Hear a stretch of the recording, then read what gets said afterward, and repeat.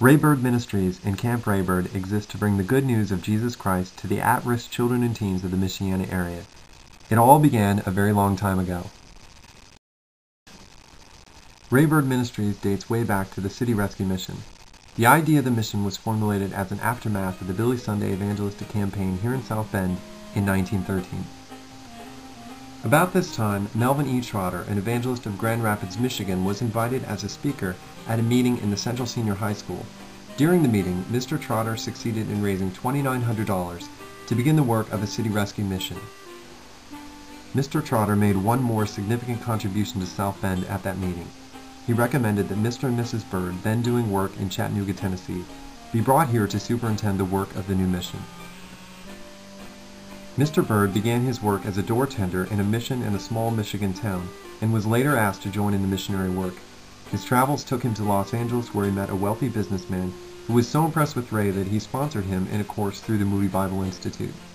During his time at Moody, he met his wife, and together they went to Chattanooga before receiving the call to South Bend. He was a gentleman in Excalibur, tall. He had a little forward motion to him, and I noticed he had long arms. He was very good on bringing something out and making sure that you understood what he said. Mrs. Bird was a pleasant and thoughtful lady. She wrote a thank you note to one of the mission children. Frank, what a lovely surprise to receive a pair of silk hose from you.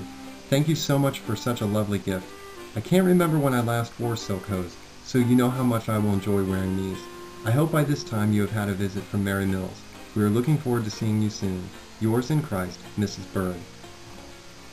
It was on October 4th, 1906 that the Ray Bird he likes best was born. He heard Mel Trotter playing a hymn outside the grocery. The music led him to the local mission and Christianity. The first mission was at 115 East Jefferson and was open to meet the needs of the spiritually, morally, and physically needy. The South Bend Tribune called Bird one who brought hope to Skid Row derelicts. Mr. Bird held services every night at 7:30 targeting the down and outers. After 8 years, they outgrew their building on Jefferson and moved to 214 South Lafayette. As the mission grew, the need to help families grew.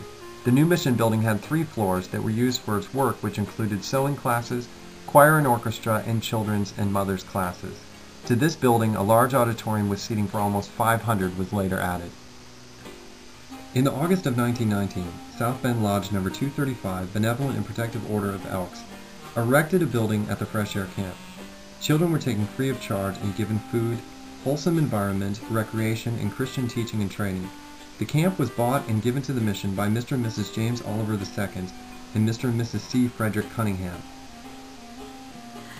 Yes, there were 10 in our family, and I'm the next to the youngest, and Esther's the baby. And my first memory of going to camp was when I was 3 years old, and probably the camp and the mission has had more influence on my life than anything anything else. I always get choked up when I think about it, because I remember the night that Esther and I were saved, and she was sick and I was faint.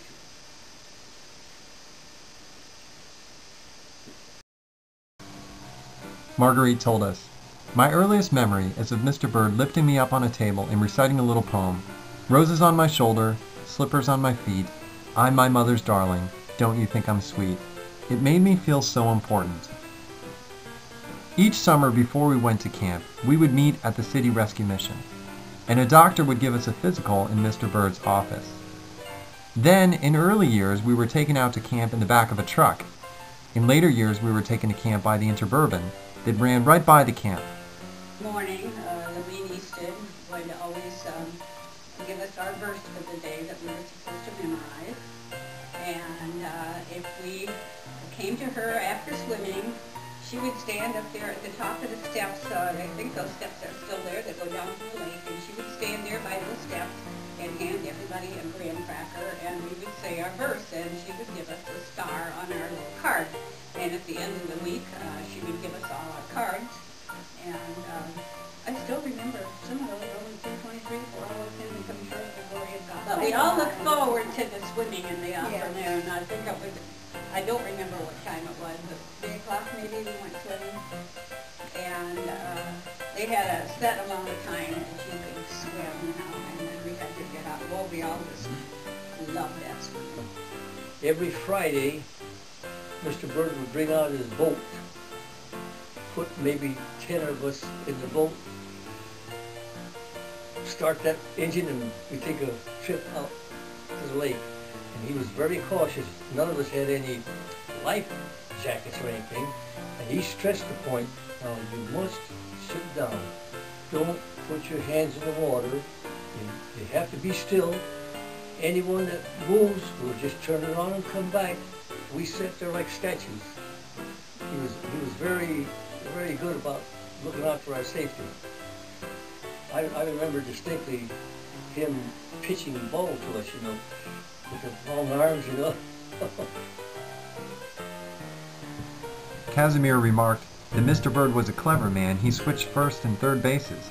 Because where we played south of the pump house next to the lake meant that overrunning the standard location of first base meant taking a swim. From the South Bend Tribune, circa 1948. Despite the fact that much of the camp was dedicated to play, Mrs. Bird and her helpers never lost sight of the fact that, quote, "It is a Christian camp and the word of the Lord should be uppermost in the minds of the workers and the children," unquote. Mrs. Bird told the Tribune in an interview, "There are morning devotions every morning, after which the children are given lessons in the cleanliness is next to godliness adage. Rooms are clean, beds are made, and play period follows. After the Bible hour, during which Bible verses are read and discussed, the choice treat of the day is ready, the swimming period." Marguerite wrote for us, "But it wasn't only spiritual things that made a lasting impression on me. There were many subliminal messages, things like orderliness, the schedule, and the organization, and cleanliness. I still don't make my bed until after breakfast because I can hear Mrs. Bird telling us to throw our bed linens back when we get up in the morning and let them air out and then come back after breakfast and make our beds." Just inside the left-hand side of the dining room, as you'd entered it, was a huge sideboard, and the top of it was filled with books. When I was around 10 years old, I read all the Bobbsey twin books while I was at camp. Sometimes we would go pick raspberries for our meal, and Miss Aller, I believe her name was, would take us out on the hill for a story hour.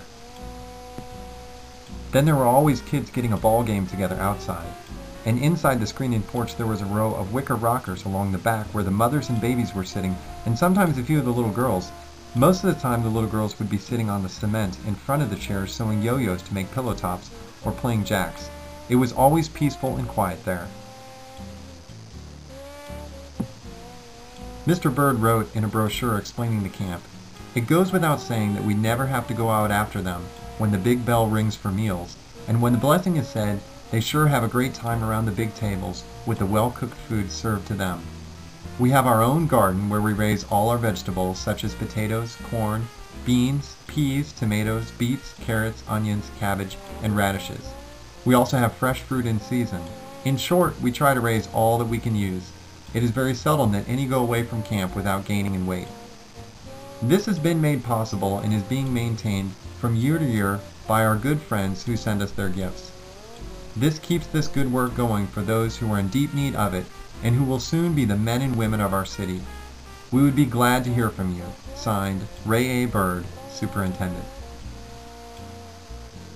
I can't remember anybody getting on a line other than doing something with the swings they had down there that they weren't supposed to. They would get on the swing and do things they weren't supposed to. She stressed the point that you could get hurt by doing that. So he was, like I say, he was good about looking out for the children at the camp. Christmas was always a big deal at the City Rescue Mission. And on Christmas Day, like she was saying, that was probably our biggest part of Christmas. We would go down there. I think it seemed to me like on Christmas Day it was 2 o'clock in the afternoon, and they would give each of us a package. And it always had a cotton dress in it, and we always saved those for Easter Sunday. At Christmas, they would take all of us down to the Oliver Hotel for a big dinner. And we'd line up one of these great big tables, and I still remember it had a little glass dish full of cranberry sauce. And then when we went out, they would give us each a great big orange. That was a big occasion every year. Every Christmas, Mr. Byrd promoted a City Rescue Mission Christmas Fund. The caption of this picture from the Tribune read, "Will there be empty stockings on Christmas morning? Not if you give generously to the City Rescue Mission Christmas Fund." The adjacent article read, "Use the coupon found on this page and send in your donation today. You will, won't you?" One Christmas, Lois Brayfield, a child of the mission, wrote the following poem. "I'd give you all a Christmas gift, not one of you I'd miss, but you see I'm short of cash, so I send you each a kiss." It goes without saying that over the years, the Byrds had a lot of helpers at the camp and the mission. There was Louine Easton, a little 4-foot lady with a hunchback. What she did for me when I was a little tiny girl, every day she would cut out of a little rag a fancy hanky. You know how you fold a paper and cut little cutouts out of it? Every day she would give me one of those, a little hanky thing. Golda Murley watched over the waterfront and taught campers how to swim. Carrie Hansen served faithfully in the kitchen. Floyd Hardy served as Mr. Byrd's assistant for a number of years. And Peter Michaels worked as Mr. Byrd's caretaker most of his life. And Mr. Byrd said to my dad, says, "You can have the job as caretaker here if you'll attend the 3 o'clock Sunday service at the City Rescue Mission downtown." My dad couldn't, being a Catholic, was surprised. Dad couldn't see any reason why not. And so that's how he helped me get the job at City Rescue Mission camp, while being required to attend the services at 3 o'clock. And through attendance of the services and working at the camp, that's where my 2 brothers and sister and mother and dad were saved. Despite the serious nature of the work at the camp, Mr. Byrd's workers took time out for fun too. The campers always had a fun time too, of course. No one looked forward to going home at the end of the week. A camper wrote the following words in a poem.